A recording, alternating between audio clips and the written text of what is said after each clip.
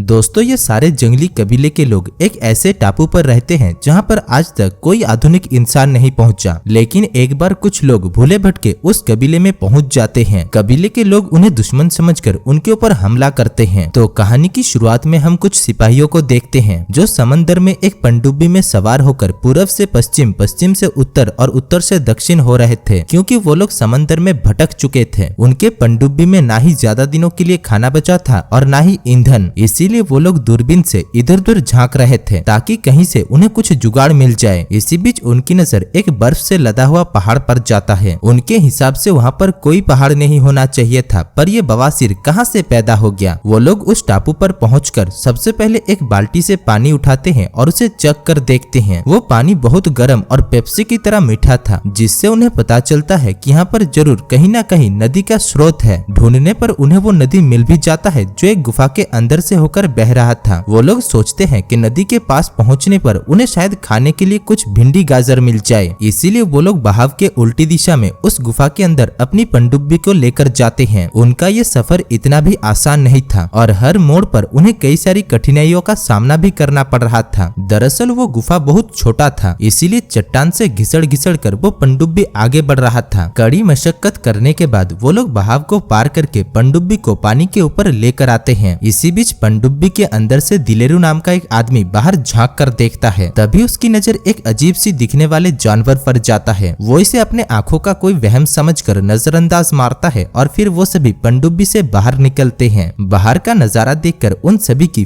फटी रह जाती है, क्योंकि वो लोग एक दूसरे दुनिया पर पहुंच चुके थे जहाँ पर चारों तरफ सिर्फ हरियाली ही हरियाली थी और वो जगह डायनासोर से लेकर खूंखार जानवरों से भरे हुए थे। वो लोग सोचते हैं कि डायनासोर का जमाना कब का गुजर चुका है, तो यहाँ पर वो डायनासोर कहाँ से पैदा हो गया। खाने की तलाश में वो लोग यहाँ पर आए तो थे, पर वो लोग खुद ही डायनासोर का खाना बनने जा रहे थे। इसीलिए जहाज का कप्तान तुरंत अपना पिछवाड़ा लेकर जहाज के अंदर चला जाता है। इधर एक प्लास्टिक का डायनासोर बिना चटनी के दिलेरू को खाने के लिए उसकी तरफ आगे बढ़ रहा था। दिलेरू अपने जंग लगे हुए बंदूक से उसका सामना करता है, लेकिन इससे उस मोटे डायनासोर का कुछ फर्क नहीं पड़ता। तभी उनका बावर्ची अंदर से एक ऑटोमेटिक बंदूक लेकर आता है और भटाभट गोली चलाकर उस डायनासोर का खेल खत्म करता है। इसके बाद वो बावर्ची उस डायनासोर के मांस को पकाकर सभी को परोसते हैं, जिसको खाकर उन सभी के जान में जान आती है। अब खाने के समस्या का तो हल हो चुका था, पर उनके पनडुब्बी में थोड़ा सा भी ईंधन नहीं बचा था। इसीलिए ईंधन का जुगाड़ करने के लिए उन्हें मजबूरी में डायनासोर से भरे हुए उस टापू पर उतरना पड़ता है। वो लोग फूंक फूंक कर आगे बढ़ रहे थे। इसी बीच उनकी नजर झाड़ियों में खचाखच कर रहे दो डायनासोर पर जाता है, जिनको देखकर वो लोग वहीं पर ही छिप जाते हैं। तभी पीछे से कुछ जंगली कबीले के लोग घास फूस की चड्डी बनियान पहनकर उनके ऊपर हमला कर देते हैं। इधर लड़ाई की आवाज सुनकर वो डायनासोर भी तब तक उनको हजम करने के लिए वहाँ पर आ चुके थे। विशाल डायनासोर को देखकर कबीले के जंगली लोगों की फटकर 464 हो जाती है। इसीलिए वो लोग इंसानों को मारे बिना ही वहाँ से 9-2-11 हो जाते हैं और दिलेरू और बाकी सारे साथियों को ही उन डायनासोर का मुकाबला करना पड़ता है। इसी दौरान वो लोग बंदूक का उपयोग करते हैं और गोलियों से उन डायनासोर को भून देते हैं। खैर, इसी बीच उनकी नजर एक जंगली कबीले वाले के ऊपर जाता है जो वहाँ से होकर भाग रहा था। दिलेरू और बाकी सारे लोग उस जंगली आदमी को पकड़ते हैं और उससे पूछताछ करने लगते हैं कि वो कौन है और इस जगह पर क्या कर रहे हैं। लेकिन उस जंगली आदमी को उनकी बातें घंटा समझ में नहीं आता और डर के मारे वो अपने दाईं तरफ इशारे करने लगता है, जो देखकर वो लोग सोचते हैं कि शायद दाईं तरफ से कोई मुसीबत आ रही है। इसीलिए वो लोग उस जंगली आदमी को चप्पू में बिठाकर पनडुब्बी में लेकर आते हैं। पनडुब्बी के अंदर इतने सारे वैज्ञानिक चीजों को देखकर उस जंगली आदमी के दिमाग का भोंसड़ा हो चुका था। इसी बीच एक आदमी को माचिस की तीली जलाते हुए देखकर वो आदमी बड़ा आश्चर्यचकित होता है। उसकी हरकतें देखकर ऐसा लगता है जैसे कि वो आग के बारे में बहुत कुछ जानता है। तभी जहाज का कप्तान उसे डीजल की बदबू सुंघाता है, जिसको देखकर वो आदमी अपनी मुंडी ऊपर नीचे कर रहा था, यानी वो डीजल के बारे में जानता है। उसके हरकतों से जहाज का कप्तान समझ जाते हैं कि इस जंगली आदमी को पता है कि यहाँ पर डीजल कहाँ पर है। खैर, वो लोग उस जंगली आदमी को लेकर डीजल के खोज में निकल पड़ते हैं। कुछ दूर जाने के बाद वो आदमी और आगे नहीं बढ़ता, क्योंकि उसका कबीला यहीं तक ही सीमित था। वहाँ पर कुछ इंसानों के खोपड़ी भी टंगे हुए थे। सभी के कहने पर भी जब वो आगे नहीं बढ़ता, तब एक आदमी गोली से डराकर उसे चलने पर मजबूर करता है। वहीं दूर हम उस कबीले के बाकी सारे जंगली लोगों को देखते हैं जो उनके ऊपर नजर गड़ाकर बैठे हुए थे। इधर उनको चलते चलते रात हो जाती है, तो वो लोग जंगल की गहराइयों में आग लगाकर सो पड़ते हैं। इसी बीच कबीले के बाकी सारे जंगली जंगली लोग उनके ऊपर लकड़ी के हथियार से हमला करके 2 लोगों को निपटा देते हैं। खैर सुबह होते ही वो जंगली आदमी बचे हुए बाकी लोगों को कुछ समझाने की कोशिश कर रहा था। वो राख के अंदर लकड़ियों से कुछ इंसानों के स्केच भी बनाता है, पर कप्तान और बाकी सारे लोगों को उसकी बातें कुछ समझ में नहीं आता। आगे वो लोग अपने सफर को जारी रखते हैं और आखिरकार उस जगह पर पहुंच जाते हैं जहां पर एक पूरा का पूरा डीजल से भरा हुआ तालाब था, जो देखकर उनके खुशी का कोई ठिकाना ही नहीं रहता। इसी बीच उनकी नजर वहीं पर ही मौजूद 2 टट्टी जैसे डायनासोर पर जाता है, जो अपने अंडों की हिफाजत कर रहा था। वो लोग दे दनादन गोली चलाकर उन डायनासोर के चीथड़े उड़ा देते हैं ताकि वो डायनासोर उनका कोई नुकसान नहीं पहुंचा सके। अगले दिन कप्तान उस डीजल को अच्छे से जांच करते हैं और कुछ टीन के डिब्बे और लकड़ियों की मदद से उस डीजल को रिफाइन करना भी शुरू कर देते हैं। इधर तेल की समस्या तो दूर हो चुका था, पर खाने के लिए उनके पास ज्यादा साधन नहीं था, इसीलिए वो लोग एक ही रोटी के लिए 4 लोग आपस में लड़ाई कर रहे थे और एक दूसरे को उठा उठा कर पटक रहे थे। ये देखकर कप्तान दिलेरू को जंगल की गहराइयों में जाकर खाने का बंदोबस्त करने का भार सौंपते हैं। दिलेरू भी कुछ साथियों को लेकर जंगल की गहराइयों में खाने की तलाश में निकल पड़ता है। काफी दूर जाने के बाद उनकी नजर उस जंगली कबीले वालों पर जाता है, जिनको वो लोग छिप छिप कर देख रहे थे। इसी बीच वो कबीले वाले भी उन्हें देख लेते हैं और उनके एक साथी को लकड़ी के कुल्हाड़ी से चांद से मार डालते हैं। दिलेरू और बाकी सारे लोग गोली चलाकर उन जंगली आदमी को वहाँ से भगाते हैं, लेकिन वो जंगली आदमी वहाँ से भागने के बजाय छिप छिप कर उनके ऊपर हमला कर रहे थे। इसी बीच एक बड़ा सा डायनासोर दिलेरू को खाने के लिए आगे बढ़ रहा था। तभी वो जंगली आदमी आकर दिलेरू की जान बचाता है और इसके बदले में उसे अपनी जान देनी पड़ती है। उधर वो जंगली कबीले वाले उस लड़की को पकड़ लेते हैं और सभी लोग बारी बारी से उसे खाने के लिए आपस में लड़ाई करने लगते हैं। दिलेरू दूर से ये सब कुछ देख रहा था, पर वो लोग तादाद में बहुत ज्यादा थे, इसीलिए वो आगे नहीं बढ़ पाता। तभी पहाड़ के ऊपर एक बहुत बड़ा ज्वालामुखी विस्फोट होता है, जिसके डर से सभी कबीले वाले इधर उधर भागने लगते हैं और चट्टान से दबकर एक एक करके मारे जाते हैं। मौके का फायदा उठाकर वो लड़की वहाँ से भागने लगती है, पर उसके पीछे एक जंगली आदमी मुंह हाथ धोकर पड़ा हुआ था। भागते भागते वो दोनों ही एक कीचड़ से भरे हुए दलदल में फंस जाते हैं। दिलेरू आकर किसी तरीके से उस लड़की को बचा लेता है, पर वो जंगली आदमी वही दलदल में डूबकर मारा जाता है। इधर तब तक बाकी सारे जंगली कबीले के लोग भी मुंह उठाकर वहाँ पर पहुँच चुके थे। दिलेरू एक एक करके उन सभी का सामना करता है और मुक्का खिलाकर घुसंड पिलाकर उन सभी का खात्मा करता है। उधर ज्वालामुखी के धधकने की वजह से कप्तान बाकी सारे सिपाहियों के साथ वहाँ से 9-2-11 हो रहे थे, जबकि दिलेरू और वो लड़की अभी भी जंगल में फंसे हुए थे। वो दोनों चीख चीख कर कप्तान को पनडुब्बी को रोकने के लिए कहता है, लेकिन कप्तान को सिर्फ अपने जान के अलावा किसी की फिक्र नहीं थी। इधर पनडुब्बी पानी के अंदर तो जा चुका था, पर ज्वालामुखी की वजह से उबलते हुए पानी में वो लोग ज्यादा देर तक जिंदा नहीं रह पाते और पानी में डूबकर मारे जाते हैं। इधर दिलेरू और वो लड़की दूर से उन्हें ऐसे मरते हुए देख रहा था। खैर इसके बाद हमें कुछ महीने बाद की कहानी दिखाया जाता है। दिलेरू और उस लड़की के अलावा अब इस पूरे टापू में कोई भी जिंदा नहीं। बहुत कोशिश करने के बाद भी जब वो दोनों यहाँ से निकलने में कामयाब नहीं होते, तब वो दोनों एक पर्ची में अपनी कहानी लिखकर उसे एक डिब्बे में डालकर समंदर में बहा देते हैं। और दोस्तों इसी के साथ ही इस मूवी की कहानी भी समाप्त हो जाती है। धन्यवाद।